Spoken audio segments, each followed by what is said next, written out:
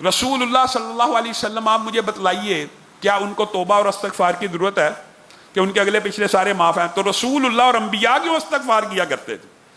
رسول اللہ صلی اللہ علیہ وسلم ایک ہی نشست میں 100 مرتبہ استغفر اللہ کہا کرتے تھے، ایک ہی نشست میں۔ اگر آپ رسول اللہ کے 6 توبہ کے یا 8 مختلف علماء نے مختلف ذکر کیے ہیں وہ یاد کر لیں تو یقین مانیے میری اور آپ کے جو بھی گناہ ہوں گے سارے کے سارے معاف ہو جائیں گے۔ ایک تو اپنی زندگی کے اندر استغفر اللہ، حالی استغفر اللہ، اس کو 100 مرتبہ کیا کیجیے ہر روز صبح شام۔ ویسے تو اس کی 10 تسبیحات علماء کہتے ہیں نکالنی چاہیے ہر نماز کے بعد۔ ایک ہی نشست میں رسول اللہ صلی اللہ علیہ وسلم رب اغفر لی وتب علی انک انت التواب الغفور بھی رسول اللہ صلی اللہ علیہ وسلم کا وظیفہ ہے۔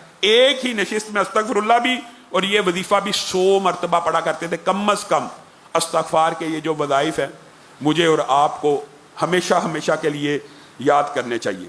اور اسی طرح ایک وظیفہ ہے، حضرت ابو بکر کو رسول اللہ صلی اللہ علیہ وسلم نے کہا تھا اللہم انی ظلمت نفسی ظلما کثیرا ولا یغفر الذنوب الا انت فاغفر لی مغفرۃ من عندک وارحمنی انک انت الغفور الرحیم۔ یہ حضرت ابو بکر کو رسول اللہ صلی اللہ علیہ وسلم نے وظیفہ بتلایا ہوا ہے کہ یہ وظیفہ حضرت ابو بکر کو بتایا، حضرت ابو بکر نے پوری امت کو بتا دیا جو بندہ اپنے گناہوں کی مغفرت چاہتا ہے وہ یہ وظیفہ بھی کرے۔ اور استغفر اللہ الذی لا الہ الا هو الحی القیوم واتوب الیہ، اس وظیفے کے بارے میں صحیح حدیث ہے کہ اگر کوئی بندہ جنگ سے بھاگا ہو اور یہ وظیفہ کر لے تو اللہ رب العزت اس کا جنگ سے بھاگنا بھی معاف کر دیتے۔ اور اس کے بعد سید الاستغفار ہے۔ سید الاستغفار آپ بخاری شریف یا حدیث کی کتابوں میں سرچ کریں، اس کو یاد کرنا اس لیے بڑا ضروری ہے کہ یہ صرف توبہ اور استغفار کا وظیفہ نہیں ہے، بلکہ اس وظیفے کے اندر ایک خوبی یہ ہے کہ جو بندہ صبح کے ٹائم پڑھ لے رات کو فوت ہو تو جنت میں داخل ہے، رات کو پڑھ لے صبح کو فوت ہو جنت میں داخل ہے۔ اور یہ وظائف اگر ہم یاد نہیں کریں گے اور یہ وظائف آپ کی زبان کے اوپر بڑی تیزی سے چڑھ جاتے ہیں، اگر آپ ان کو یاد کریں ایک دفعہ تو یہ سارے کے سارے وظائف آپ کے زبان کے اوپر چڑھ جاتے ہیں۔ اللہم انت ربی لا الہ الا انت خلقتنی وانا عبدک وانا علی عہدک ووعدک ما استطعت اعوذ بک من شر ما صنعت ابوء لک بنعمتک علی وابوء بذنبی فاغفر لی فانہ لا یغفر الذنوب الا انت۔ یہ صبح اور شام پڑھنا ہے۔ اور رسول اللہ صلی اللہ علیہ وسلم کا ایک اور وظیفہ ہے، جب سورۃ اذا جاء نصر اللہ نازل ہوئی تھی، یہ بات آپ کے سامنے پہلے بھی رکھی ہے کہ رسول اللہ صلی اللہ علیہ وسلم کے حوالے سے اس بارے میں ملتا ہے کہ وہ پڑھا کرتے ہیں سبحانک اللہم ربنا وبحمدک اللہم اغفر لی، یا یہ پڑھا کرتے تھے سبحان اللہ والحمد للہ استغفر اللہ واتوب الیہ۔ یہ دونوں وظیفے، یہ 7 وظائف ہیں رسول اللہ صلی اللہ علیہ وسلم کے استغفار کے۔ اس کے علاوہ بھی 2 وظائف کا حدیث میں تذکرہ موجود ہے، لیکن یہ 7 وظیفے آپ کے پیارے پیغمبر صلی اللہ علیہ وسلم نے امت کو عطا کیے۔ اور اگر سابق انبیاء کی بات کی جائے تو توبہ اور استغفار ان کی سیرت سے بھی ملتی ہے۔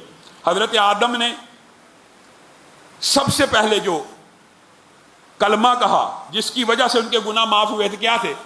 ربنا ظلمنا انفسنا وان لم تغفر لنا وترحمنا لنکونن من الخاسرین۔ اور حضرت یونس کی جو دعا ہے، بعض لوگوں نے کہا یہ تسبیح ہے، یہ بے شک تسبیح ہے، اور قرآن پاک میں یہ بھی آتا ہے کہ یہ اگر وہ تسبیح نہ کرتے تو وہ قیامت تک مچھلی کے پیٹ میں رہتے ہیں۔ لیکن اس تسبیح کے اندر بھی اپنے گناہوں کا اعتراف ہے، حالانکہ نبیوں کے تو گناہ آپ خود پتہ ہے اللہ تعالیٰ معاف کر چکا ہوتا ہے، تو ان کی تو اجتہادی خطائیں بھی اللہ تعالیٰ معاف فرما دیتا ہے۔ تو پھر بھی حضرت یونس کیا کہتے ہیں؟ لا الہ الا انت سبحانک انی کنت من الظالمین۔ اپنے آپ اپنی طرف نسبت کر رہے ہیں گناہ کی کہ میں اتنا جلیل القدر پیغمبر کہہ رہا ہے کہ میں اپنی جان کے اوپر ظلم کرنے والا ہوں، آپ تو پاک اور صاف ہیں، آپ نے جو مجھے مچھلی کے پیٹ میں اتنے دن رکھا آپ بری ہیں، میں ہی ظالم تھا۔ یہ بھی ایک ندامت کا انداز ہے۔ یہ بھی یہ انبیاء کے جو وظائف ہیں، وَإِلَّا تَغْفِرْ لِي وَتَرْحَمْنِي أَكُن مِّنَ الْخَاسِرِينَ۔ آپ کو پتہ ہے یہ انبیاء کے جو وظائف ہیں ان کو بھی کرتے رہنا چاہیے۔ اور اسی حوالے سے حضرت موسیٰ کی بھی دعا ہے ربی انی ظلمت نفسی فاغفر لی۔ اور اس کے علاوہ کوئی شخص یہ چاہتا ہے کہ اس کے گناہ بھی معاف ہوں اور اس کی بیماریاں بھی دور ہو جائیں، جملہ جسمانی، تو اس کے لیے حضرت ایوب کی ایک دعا ہے، قرآن پاک میں تو اس کا ذکر ضمیر کے ساتھ حضرت ایوب کی طرف ہے، لیکن اگر آپ نے پڑھنی ہو ربی انی مسنی الضر وانت ارحم الراحمین، اپنی طرف اس کی اگر نسبت کرنا چاہیں تو انبیاء کے جو استغفار کے وظیفے ہیں اور رسول اللہ صلی اللہ علیہ وسلم کے جو استغفار کے وظیفے ہیں اگر ہم اپنی زندگیوں میں داخل کریں گے تو استغفار کی اور توبہ کے جتنے بھی فضائل اور برکات ہیں اللہ تعالی ہم سب کو سمیٹنے کی توفیق عنایت فرمائے گا۔ سبحان ربک رب العزت عما یصفون وسلام علی المرسلین والحمد للہ رب العالمین۔